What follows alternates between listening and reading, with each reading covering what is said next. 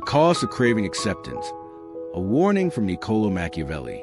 Let's make one thing clear. The more you crave to be liked, the more you surrender your mind, the more you chase acceptance, the further you wander from who you really are. You already know this. You feel it, that strange emptiness after the party, that silence in your chest after being surrounded by smiles, that weight of not being able to say what you truly think.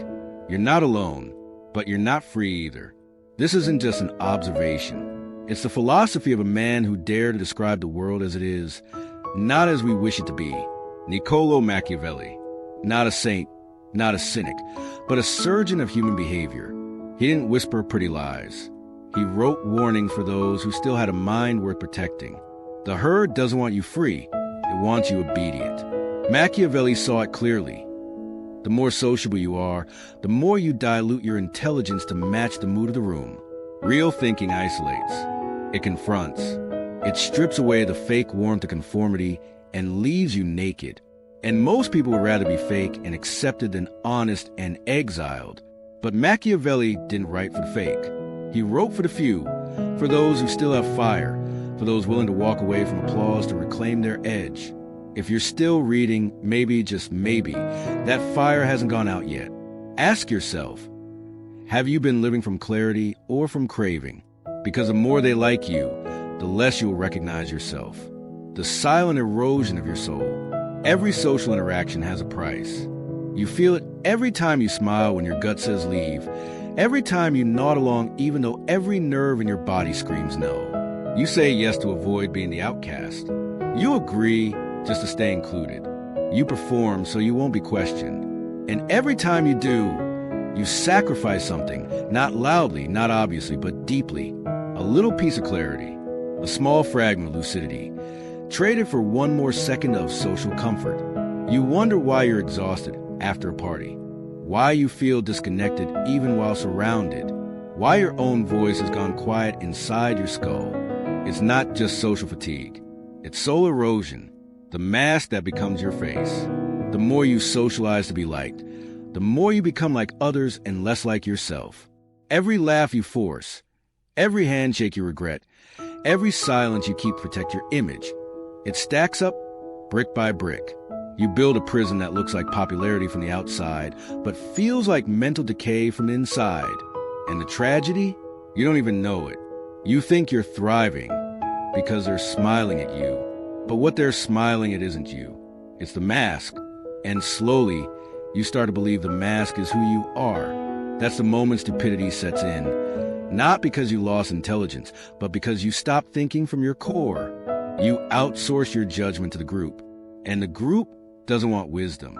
It wants comfort, consensus, predictability. The brutal truth about conformity. The herd wants you to play your role. Be the funny one. Be the agreeable one. Be the unthreatening one, but never be the one who reminds them of what they've abandoned in themselves. Because if you do, they'll turn on you, not because you're wrong, but because you're right. Your presence becomes a mirror they don't want to face. So you stay quiet. You laugh on cue. And each time you do, your mind dulls. Your fire becomes politeness. Your questions fade into scripts. Your dreams become marketable. And worst of all, you don't resist. Because stupidity has one master trick. It makes you feel smart while you conform. The choice, likability, or freedom. You think you're evolving, adjusting, becoming more socially intelligent. But in reality, you're just sanding off your identity. Piece by piece, opinion by opinion. You're not becoming wiser. You're becoming invisible. Every time you suppress your truth to maintain peace, you lose clarity. You lose the fire that once made you dangerous. And the world applauds your disappearance because a compliant version of you is easy to control. Machiavelli warned us. The appearance of virtue is often more useful than virtue itself. But the darker implication? When you live for appearances, you lose all depth. The breaking point. There comes a moment when the silence inside you becomes deafening. When you stop recognizing the person living in your skin. You look successful, but you feel hollow. You look admired, but you feel disconnected. Because you're not being you. You're playing you. And no matter how good you get the role, it's still not living. The way back. The shift doesn't come with noise. It comes with absence. No announcement. No drama. Just silence. You stop explaining. You stop waiting for approval. You stop trying to be understood by people who profit from your confusion. And suddenly, they panic because they feel it. You're no longer performing. You're no longer apologizing for the space you take up. You're no longer reachable through guilt, fear, or compliments. You become sovereign. The final question: what part of you needs to die for the real you to finally live? Name it. Own it. Start there. Because you were not made to be liked by the room. You were made to stand where others kneel, to see what others refuse to look at. And if they don't like it, let them choke. Comment below. What's one moment you smiled? Not because you were happy, but because you were scared to speak? Let this be the funeral of your obedience. No more masking. No more nodding. No more shrinking. The rebellion of the unliked. Reclaiming your mind in a world that wants you compliant. You were taught that fitting in was survival, that being agreeable was maturity, that silence was wisdom. But here's the truth they never told you. The more you obey, the weaker you become. Machiavelli didn't write for the masses. He wrote for those who still had the courage to question, to see through the illusions of approval and recognize the game for what it is. The illusion of belonging. You think belonging means being accepted, but real belonging is being seen. Not for the mask you wear, but for the mind you refuse to surrender. The herd doesn't want that. It wants you to kneel, to laugh when expected, to nod when instructed. It rewards compliance and punishes dissent. And the moment you realize this, you face a choice. Keep performing, keep fading, or step out of the act and reclaim what's yours. The price of politeness. Every time you swallow your words to avoid conflict, you trade a piece of your sovereignty for temporary comfort.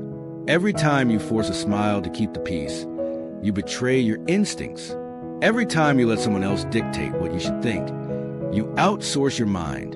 And over time, you wake up hollow, surrounded by people who love the version of you that obeys, not the one that thinks. The moment you become dangerous, there's a turning point when you stop caring whether they like you, when you stop editing your thoughts before speaking, when you stop laughing at jokes that aren't funny, nodding at opinions you don't respect, staying in conversations that drain you. That's when you become dangerous, not because you're aggressive, but because you're free. And freedom is the one thing the herd cannot tolerate. The withdrawal of approval. When you stop performing, they'll panic. They'll call you cold. They'll say you've changed. They'll guilt you with memories of the old you, the one who was easy to control. Let them. The old you was a ghost. The real you is just waking up. The return to yourself. Clarity doesn't come from crowds. It comes from silence. From the moment you stop seeking external validation and start listening to the voice you've been drowning out. That voice knows the truth. It knows when you're lying to yourself.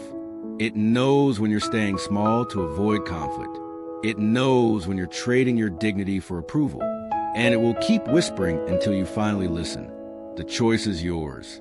You can keep playing the game. Keep smiling when you want to scream. Keep nodding when you want to argue. Keep shrinking so others feel big. Or you can step out of the act. You can stop apologizing for your presence. You can stop begging for permission to exist. You can reclaim your mind. Final question. What's one belief you pretended to agree with, just to avoid being the outcast? Name it. Drag it into the light. Because the moment you stop fearing disapproval is the moment you become unstoppable. The uncomfortable truth about fitting in. You wake up exhausted before your day even begins. Not from lack of sleep, but from the weight of all the unspoken words, the stifled opinions, the laughter that died in your throat because it wasn't the right moment. This isn't fatigue. This is a slow suffocation of your authentic self. Machiavelli saw what most refuse to acknowledge. Conformity isn't harmony. It's surrender. Every time you silence your truth to maintain the status quo, you don't preserve peace. You sign another term in your own mental imprisonment, the conformity trap. They told you blending in was a path to success. What they didn't say, the more you fit in, the more you disappear. Every compromise doesn't just bend your character, it breaks it. That hollow feeling after social gatherings isn't loneliness. It's the echo of your muted voice. You become fluent in a language that isn't yours.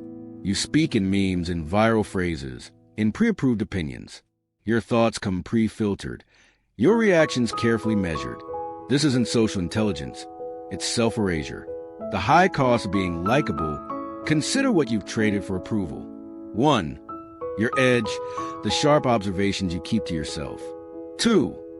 Your fire, the passion you dilute to avoid making others uncomfortable.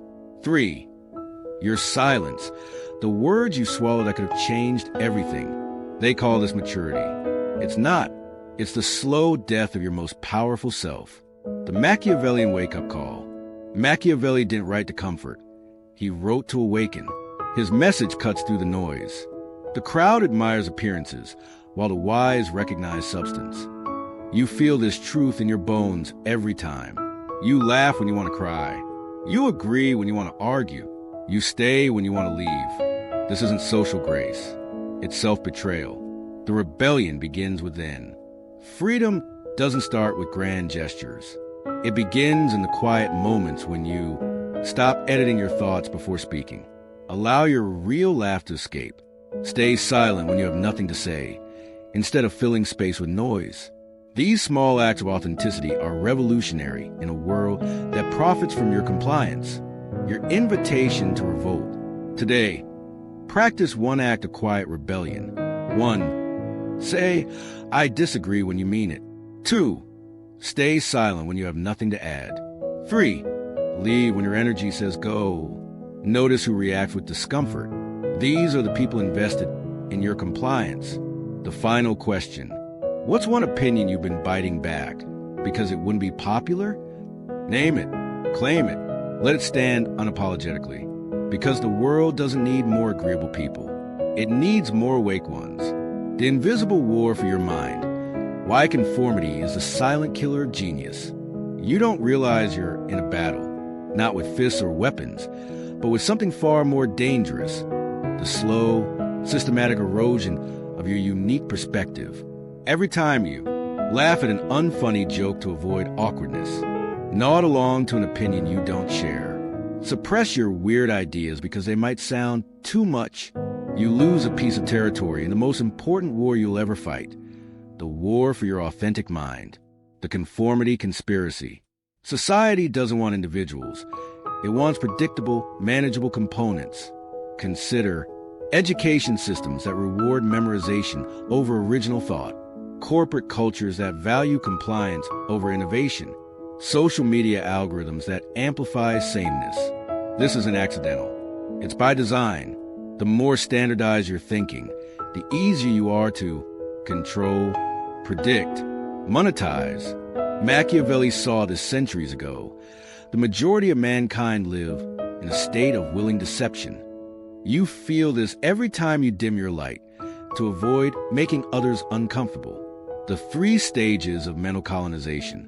1. Assimilation. You learn to speak, act, and think correctly. 2. Internalization. You start believing your masked self is a real you. 3. Enforcement. You police others and yourself to maintain the illusion. The most dangerous part? You do most of the work for them. The cost of cognitive compliance. Your suppressed thoughts don't disappear. They metastasize into chronic fatigue, the exhaustion of constant performance. Creative block, the death of your unique perspective. Existential dread, the whisper of your trapped genius. That imposter syndrome you feel, it's not because you're inadequate. It's because you're inauthentic. The Machiavellian antidote. 1. Become ungovernable. Let your weirdness breathe. 2. Practice strategic disagreement. Voice one unpopular opinion daily. 3. Cultivate your inner exile. Spend time alone with your unfiltered thoughts. Start small. Next meeting, voice a concern everyone's thinking, but no one will say. In conversations, resist the urge to automatically agree. When asked, how are you? Answer truthfully at least once today. The freedom dividend. When you stop performing, your energy returns. No more mental drag from constant editing. Your creativity surges. Original thoughts finally get airtime. Your relationships deepen. People connect with the real you. But warning, some will resist. They've invested in your compliance. Let them adjust. Your declaration of intellectual independence. Today, commit one act of cognitive disobedience. 1. Share an unpopular but honest perspective. 2. Resist the reflex to people please. 3. Protect one unfiltered thought from the censorship of conformity. Comment below. What's one weird opinion or idea you've been suppressing? This isn't just self-expression. It's resistance training for your mind. The world needs your unedited thoughts more than it needs your polite compliance. Remember, every original idea in history was once considered strange. Your too much might be exactly what the world needs next. The cognitive revolution, reclaiming your mind from the machinery of mass conformity. You're standing at a crossroads of consciousness. To your left, the well-lit path of social acceptance, where millions march in comfortable lockstep. To your right, the overgrown trail of authentic thought, where few dare venture. The choice before you isn't just about behavior. It's about the fundamental architecture of your mind, the invisible chains of collective thinking. Modern society has engineered psychological shackles, so subtle we mistake them for freedom. 1. The illusion of choice. We celebrate individuality while consuming the same media, adopting the same opinions, and performing the same social rituals. Your Spotify playlist, algorithmically curated. Your news feed, artificially narrowed. Your beliefs, statistically predictable. 2. The tyranny of likability. We've created a social economy where controversial truths are penalized, bland agreeability is rewarded, authenticity carries social tariffs. 3. The bureaucratization of genius. Original thought has been institutionalized into brainstorming sessions with pre-approved boundaries, innovation that merely iterates on existing systems, disruption that actually preserves the status quo, the neurological cost of compliance. Harvard neuroscientists found that social conformity physically alters brain activity when we suppress our true opinions. The amygdala fear center lights up, the prefrontal cortex, critical thinking, dims. Neural pathways for independent thought weaken over time. You're not just behaving differently. You're literally rewiring your brain toward herd mentality. The Machiavellian toolkit for mental sovereignty. 1. Cognitive counterprogramming. Spend 30 minutes each morning consuming information that challenges your views. Practice opinion fasting. 1 day weekly with no input from media or others. 2. Social alchemy. Transform interactions into authenticity exercises. Replace "how are you" with "what's really on your mind." Respond to small talk with one genuine but appropriate truth. 3. Intellectual martial arts. Develop mental defenses against conformity attacks. When pressured to agree, let me sit with that thought. When faced with groupthink, what are we potentially missing here? The paradox of authentic power. History's most influential figures mastered this contradiction. They understood social rules well enough to bend them. They maintained enough independence to transform them. They leveraged conformity when necessary to ultimately transcend it. Machiavelli wasn't just a rebel. He was a strategist of the self. His true lesson? To change the game, you must first understand it better than those who designed it. Your daily resistance protocol. 1 morning, 5 minutes of unfiltered journaling, no self-censorship. 1 authentic expression before checking devices. 2 daytime. Voice 1 unpopular but valuable opinion. Notice and challenge 1 unconscious agreement. 3 evening. Reflect. Where did I conform today? Where did I resist? Plan 1 act of constructive noncompliance for tomorrow. Comment challenge. Share 1 societal truth you've come to question. This isn't about rebellion for its own sake. It's about reclaiming what makes you human. The capacity for original thought in a world working overtime to standardize consciousness. The cognitive underground. Building your mind's resistance movement. You are living in an invisible occupation, not of territory, but of cognition itself. Every notification, trending topic, and social expectation represents another subtle incursion into your mental sovereignty. The stakes? Nothing less than your capacity for original thought. The 5 pillars of mental occupation. 1. Attention extraction. Your focus is a commodity being mined. 2. Emotional engineering. Algorithms now predict and manipulate your moods. 3. Opinion homogenization. Disagreement gets algorithmically suppressed. 4. Memory outsourcing. Your experiences exist digitally before they're lived personally. 5. Identity fragmentation.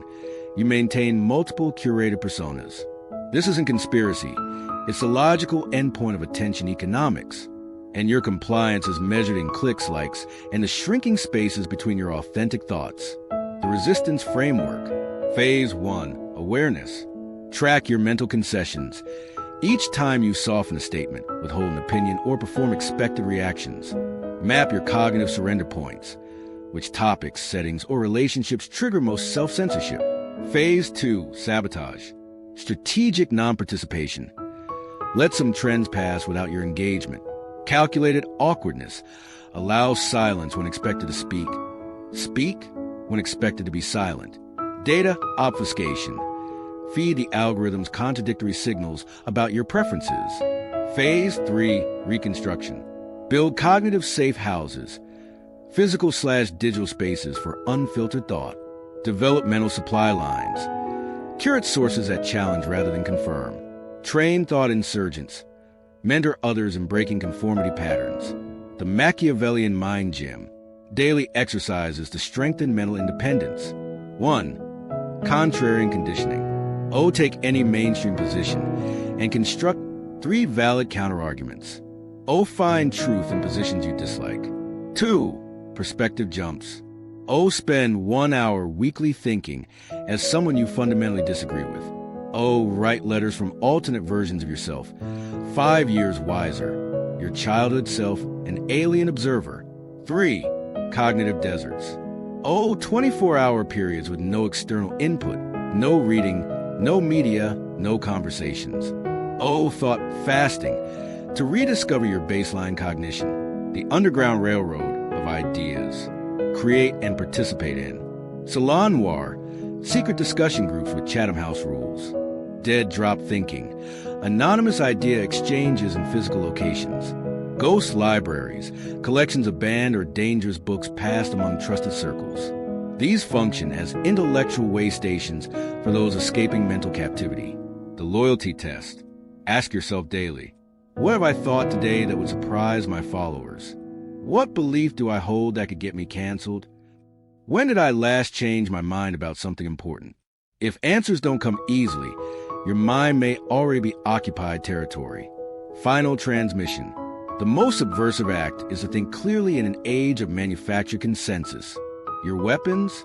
Nuance, patience, and the courage to be wrong in original ways.